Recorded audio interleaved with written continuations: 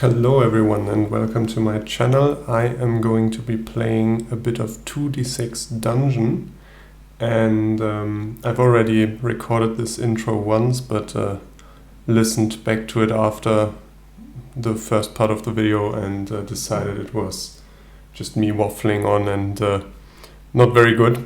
So I'm gonna try to keep it brief now.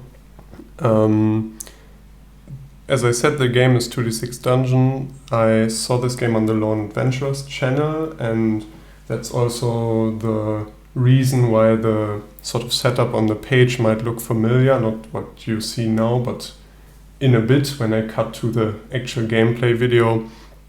Because, as I said, I saw him play the game. I thought he had a really nice sort of setup on the page for the video with the information on the side and not actually writing in all the details into the map, which just clutters up the map. So I'm gonna be sort of borrowing / stealing that idea or that style. I thought it was very nice to watch, and yeah, keeps things clean.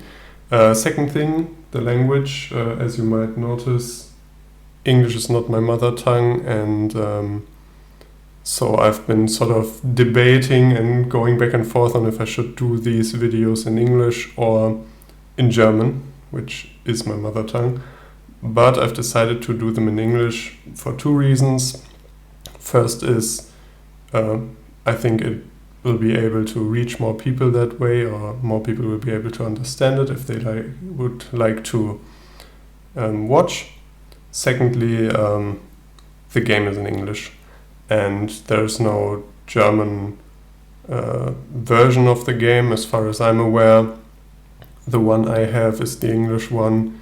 I've got the digital version, so I'm going to be looking off to the sides and to the PDFs here now and again, and won't be able to show you all the tables I'm rolling on. I hope that doesn't sort of hurt the gameplay. But I'm gonna try in English, so forgive me if I'm struggling for words now and again, or my pronunciation might be off, but I'll try to keep it as fluent as possible, at least as possible to me. Last thing is the character sheet. I'm not going to be using a printed out character sheet. I've got a sort of self-made one, which you'll see in a second, just to fit all the information on one page. And also my printer's not printing at the moment, so didn't really have a choice. Okay, and with that, I'll sort of throw you over into the actual gameplay. I think I've sort of managed to squeeze everything here to have it nicely in frame, everything that's important and hopefully legible. Tried my best. I am just noticing that the pencil isn't showing up because of the glare, but basically these are our starting items, and I don't think they're going to be of much interest for now. At least they weren't in my first game that I played. So I'm playing as Grunko, level 1, 10 HP, which is just standard. I've chosen the longsword as my weapon, and 2 maneuvers. So this combat system in this game is all about maneuvers, which are sort of triggered by your D66 rolls again. There's a lot of 2d6 rolling in this game, hence the name. And I've chosen the thrust and the heavy slash because I think the thrust will be sort of easy to get that dice combination and does d6 damage, which is fine, I think.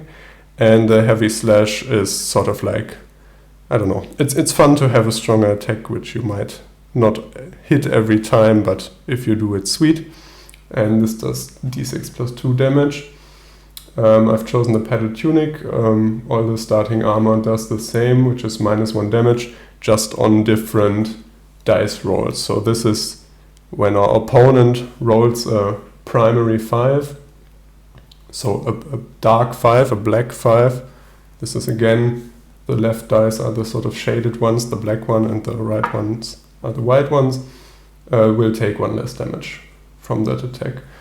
I've chosen a scroll of melt metal, which lets me destroy 1 lock or interrupt a piece of armor, I suppose by melting the armor of a foe's body, I don't know.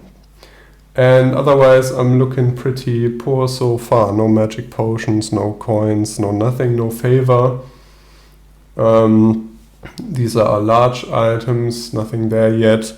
And then the starting items I showed earlier, stuff like flint and steel, the lantern, large backpack, I think those are more for like lore or sort of flavor purposes. Some rations, those will be important.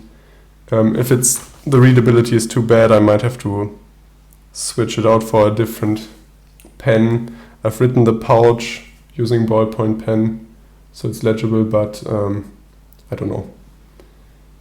I think we'll just start. I've waffled on enough. So let's explore the first room. I think I'll go left from here. And to do that, we just roll up a room. Now this one's a 6 by 3. So I'm gonna quickly mark down the corners. That's what I usually do. And then I'm gonna roll for how many doors the room has, which is just 1d6. And you sort of halve the number and round down. So on a 1, it's a dead end. On a 2 or 3, there's a door leading onwards. On a 5, which we have, it's got 2 doors. Which I'm gonna put here and why not there.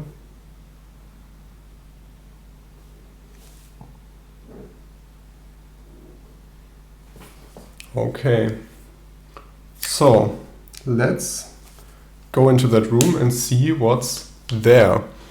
To do so, we roll on one of the game's tables, the level 1 rooms table, because this is a small room. It would have been a large room if we rolled a double and then we had to roll again and add on and make the room bigger. But this way it's just a normal room. So again, let's roll a 1 and a 3. This will be a guard post. A small burner provides warmth for 2 chairs around a low table. It is lit and casts shadows. Okay, so I'll just mark down guard's post.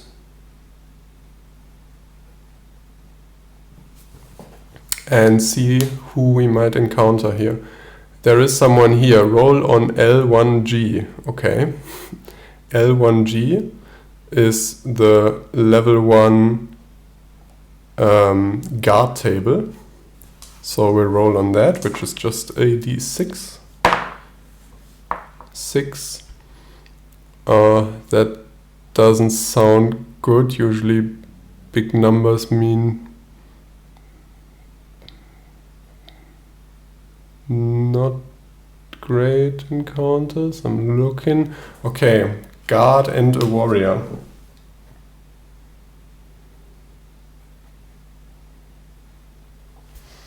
So looks like we're starting off with a fight.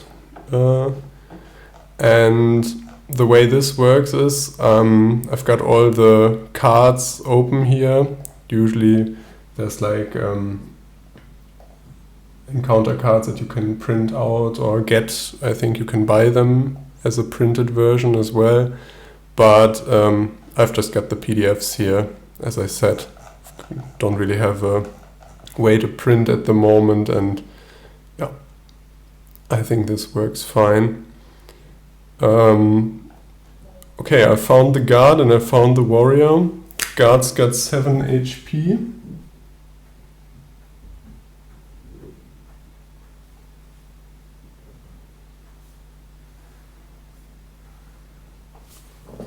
and the warriors got 10, I think? 9.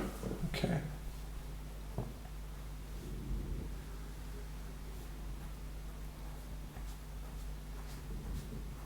I'm doing this in complete detail now once, and in the future I think I'll skip me drawing in the rooms and all that information because it does take some time.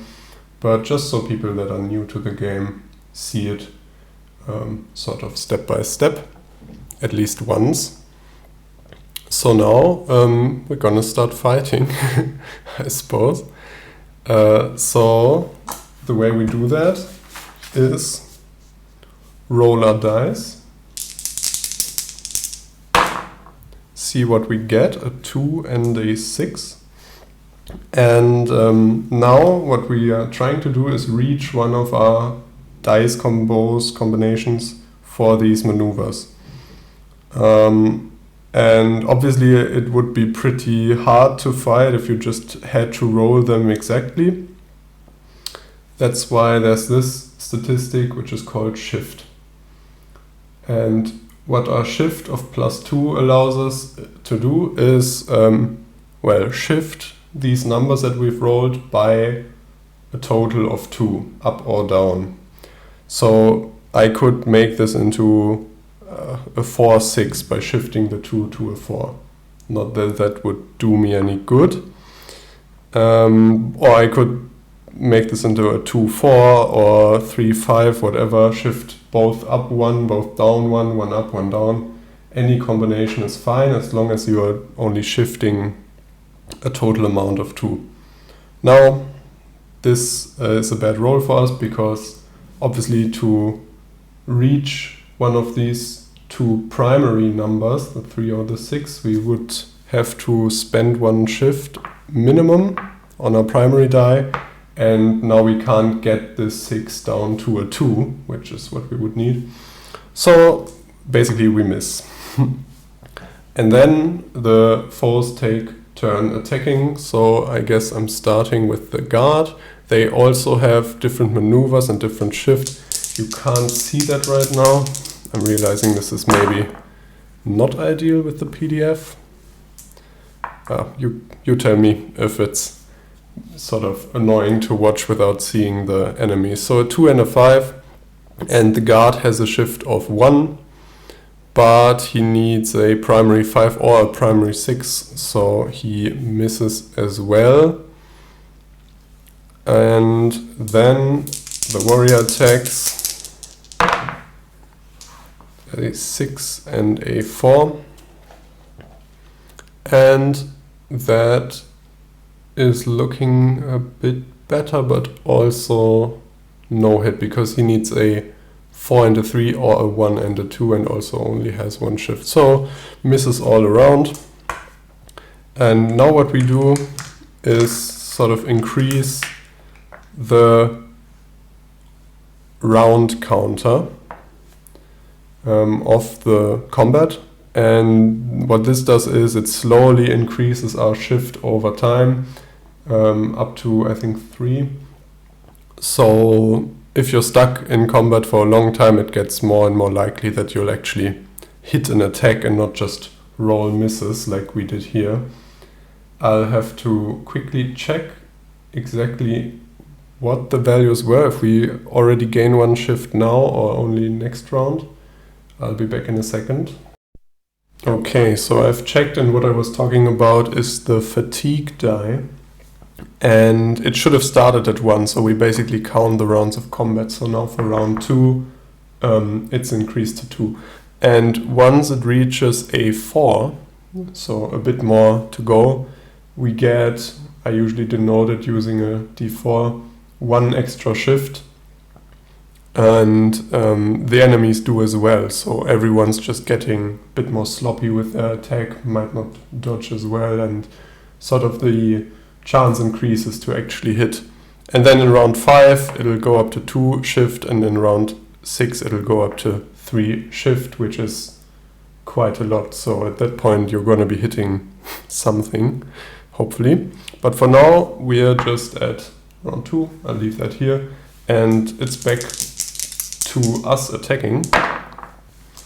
4 and a 3. This looks quite promising. So with R2 shift, I'm gonna shift this down 1 and this down 1. So now we have a 3 and a 2, which is a thrust, and we're gonna be doing d6 damage. And I'm gonna be targeting the guard first, just because I think I'm more likely to take him out first because he has less HP. So, bad roll. Could have been a 6, but we're doing 2 damage to the guard. At least something. Okay, back to the guard attacking. 1 and a 2. Again, he needs a primary 5 or 6. And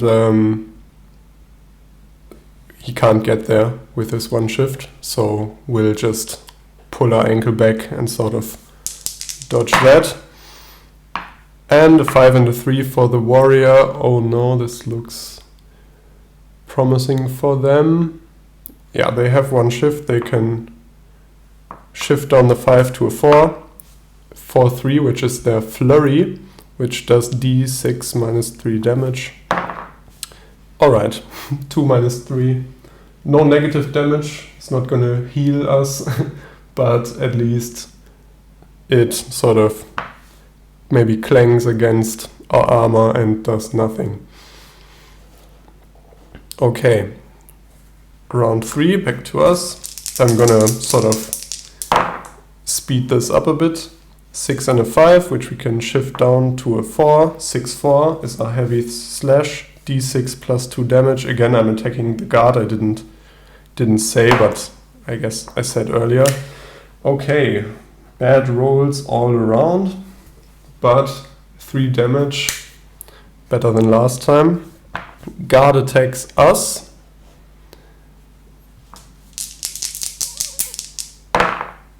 A 2 and a 1. He can't do anything with that. It's been rolling quite bad.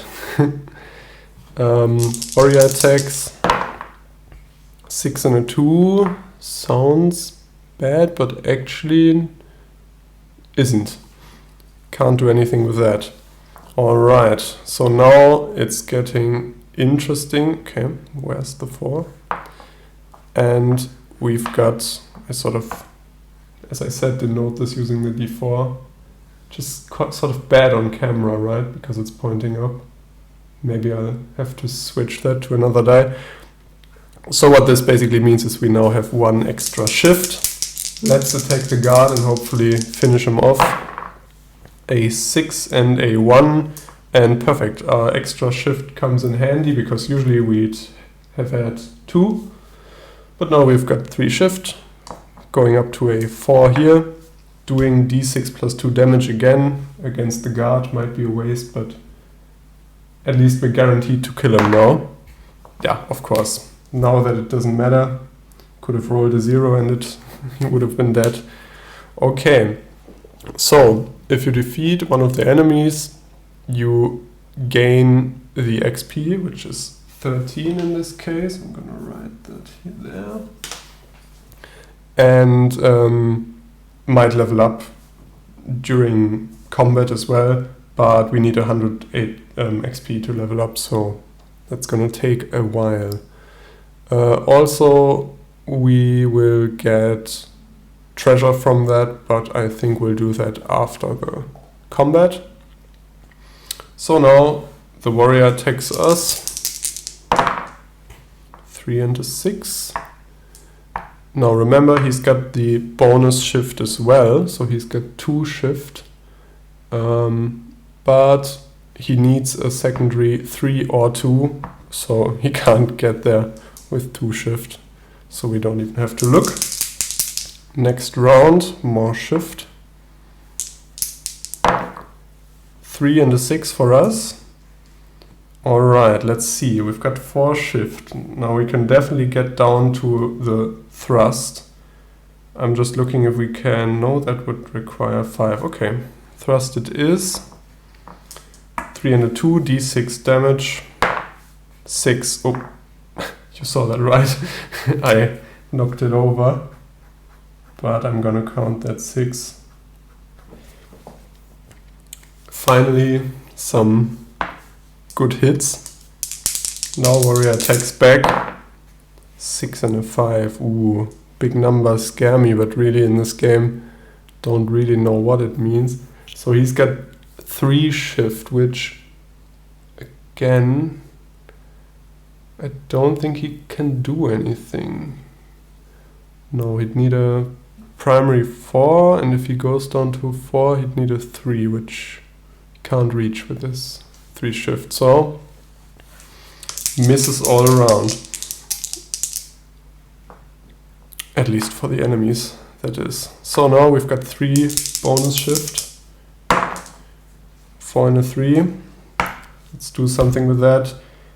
Yeah, okay, we can go up to a 6 with 2 of our shift and up to a 4 with 1 of our shift and still have 2 shift remaining, and just do the heavy slash again, of course, but that's enough.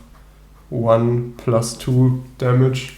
So we have survived without taking a hit, actually, which is quite lucky, but the enemies really didn't roll that well, or I didn't roll that well for them. So now let's see how much XP we get. Another 22 for the warrior, that's quite a lot. So we're up to 35. And then also pouch table 1 and pouch table 1 minus 1 for the 2 loot sort of items that we gain from them. Now I gotta find those. Pouch table 1. Now this is just 2d6 added together, and higher numbers are usually better. So for the guard we roll and subtract 1. So this is 10 minus 1 is a 9. There are some coins in the pouch. Gain d6 plus 2 silver coins and d6 gold coins. And of course we also get the pouch. Both of the pouches, actually. Okay. Silver coins and gold coins. Okay, silver first, d6 plus 2. 7 silver and 3 gold coins. Which I'm sort of counting there. And now for the warrior, again pouch table 1, but this time no penalty, just straight up the sum. Okay, but a bad roll. 3, nothing, the pouch is empty. Well, that sucks, because he was kind of hard to kill, but we got something and we didn't get hit, so can't complain. And now we gotta go back to the room, the table with the actual room description, because I didn't read out everything before, because we had the encounter first. So this guard post, there is someone here, roll on the guard table, which we did, and if you survive, roll on table IAUT1. Okay. What's IAUT1, you might be asking? That's interruptions and the unexpected, which is quite the mouthful. So basically this is quite a big table, D66 again, or D66, yeah, with just random events. So we've just finished up fighting, maybe concentrated on scouring their pouches for any loot, and suddenly a 2 and a 4. Now what does it mean? Hidden behind a screen at the back is a wooden shrine with a relief carving of a god. There is a slot below the image where a small offering can be placed. So we've basically got a little place for an offering. which is going to be to one of these 6 nice names down here. And which one is it? Oh, roll on GOT1 to identify the god, and when one offering is correctly applied, gain 1 favor point. Okay, so back to more tables. The GOT1 table, which is the god table, which is just 1d6 for the 6 different gods, but I've got to find it here. I'm still not sure if it's faster, would be faster with the printed out version or with the PDF. If anyone has the printed version, you can tell me. There it is. 1, Grakada, the core. Okay. Actually, I could have sort of guessed. So this, just gonna put this right next to it. This order is actually also the order in the god table. So if we have to roll on that in the future, we know and don't have to go looking for it. So we can make an offering to Grakada to gain a favor point. And basically these offerings have to be items. Each god has their sort of items that they like, that gives favor, and some they really like, that give more favor. I don't know which one it is for Grakada. I could go look that up, but I doubt we have any of those because we haven't really gotten any items yet. Okay, so that was our first room. The only thing left to do now is to see what sort of doors lead off that room. So the guard's post actually has reinforced doors. Now what that means is it's going to be hard to get out of here, basically. You might hear me scrolling in the background. Now the reinforced door is sort of, looks like this. It's like a big door with a cross through it. And what that means is that they're harder to get through. So if you encounter a door, you basically have to roll a d6, and on a 6 the door is locked. On a 5 or 6 it's locked if it is reinforced, and any other kind of door wouldn't be. And on a 4, 5 or 6 it's locked even if it's just a metal door. So there's sort of a hierarchy of doors, open archways, which is what I've got here, leading off the starting room, always archways. Then there's wooden doors, metal doors, reinforced doors, and then some like fancy or special doors like curtains. But we'll get to those if we encounter them. Okay, now that first room took quite a lot of time, but we also had a, I think, pretty nice fight there and got some loot. I'm gonna stop the video here, maybe give the map a little more detail, and then we'll be back and continue the adventure in the next one.